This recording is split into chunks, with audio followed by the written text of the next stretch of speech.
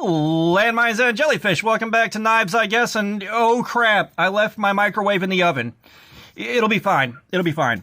Today we're going to take a look at a company that is not getting the attention they deserve, at least not from the channels I'm subscribed to and my random feed on either one of my channels. And that's going to be Sativian. And they make a lot of stuff in the $25 to $50 range that has a lot of personality to it. A lot of their designs are really unique, and they look really good. And the ones that I have, the build quality is spectacular. And this is what I wish other budget companies would do. That's part of the reason I have such a big distaste for Ganzo. You know, they just rip off other people's stuff when they could be doing the same thing Sativian is and probably dominate the budget knife field. But we're going to take a look at the ST-146 first. And this is one that came from Rich at Ace on Knives. He picked this up early in his channel's life, and he sent it to me because he got strong D&D vibes from it, and I can't blame him. But that's going to be this guy right here. And you can see where he's coming from, and for me, this reminds me more of the Orcrist sword from Lord of the Rings. I think it was the Hobbit movie. And, I mean, this thing is awesome. I really like it. I also put the D&D 20-sided die for a lanyard bead on there because I had to do it.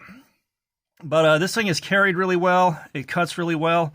And, again, the build quality is very good. And this thing is only $25. And you get 14C 28 in steel. And it's on bearings. Like, there's a lot going for this thing, and it's hard to argue with the price. Like, this thing, it's been a great knife. And Rich, thank you. And this is also the knife that put me on to Sativian. And, you know, I keep scrolling through Amazon and looking at Sativians, and I'll add them to the wish list, and then I see other stuff and buy that, you know, ooh, shiny. So that's why I've only got 3 of them. You know, I'll probably wind up with a lot more later when I go on another buying spree, but that's in the future. The next one we're going to take a look at is one that I really gravitated towards right away. That's the ST-132, and that's this bad boy right here. I absolutely love the way this thing looks. The one that I wanted was navy blue with these colors, but it's a $30 knife, and this colorway was on sale for $20 for like a week, so I went ahead and jumped on it. So this is a $20 knife for me. You got a D2 blade, again on bearings, very smooth action. The build quality, again, is through the roof. And I made a lanyard bead out of Corian tabletop material to match these colors. And this is one, this carries extremely well. Like, this is up there in the top tier of my comfortable practical carries. I love carrying and using this thing. This one will move around a little bit because everything's round, and this end right here will push this around a little more in the waistband. This thing stays dead still. And I love carrying this thing. And again, fantastic build quality, very unique. I don't see anyone else doing this, at least not in the budget range. And everything on it is superb. From the blade centering to the quality and feel of the liner lock. Like, this is way better than it has any right to be, even at $30. But for $20 for me, absolute steal. And the next one we're going to take a look at is the ST-155. And this was a $35 knife, and this thing's an absolute chonk. I do have a couple problems with this one, but first off, this blade is crazy. I love my pocket cleavers. You've seen a few of them show up on the channel, and this is aggressive and in your face and very bold, and I love that part of it. And the build quality is fine. The liner lock's great. I believe it is on bearings too, but the 2 problems I have, and one of them is a problem unique to me. In my waistband, this thing hotspots like crazy. I've carried it in the pocket, no problems whatsoever. That's just a unique to me problem. The other problem that I have, and I wish it didn't have, is this front flipper. Completely useless.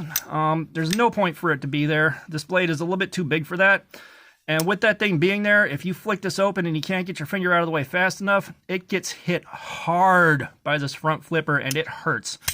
So you really got to have your timing right with that. And that's not a really huge deal breaker. It's just between that and the hot spotting, I don't really carry this as much as I'd like to because everything else about this is great. I love the aggressive design. I love the size of this blade. And if you look at it from this angle, it looks like a dragon's head. I can't argue with that. And the thumb hole right here, it's really too small for this knife. Like, they got so many things right, but this needed to be refined a little bit more and handled a bit more before it came out the door. Because, you know, it's hard to flick off of that. It's too small, and this detent's really strong. So if you go in there and lighten the detent up, yeah, maybe. But I still love this thing. I'd like to be able to carry it more, and I don't. I'm not out of the house very often when I'm not at work. And at work, it's waistband because I have no pocket space. This one hotspots like crazy in the waistband. But that's the stuff I have from Sativian. And like I said, this is all budget. $35 Sandvik steel. $30 D2 steel. If you catch it on sale, $20. $25 14C 28N.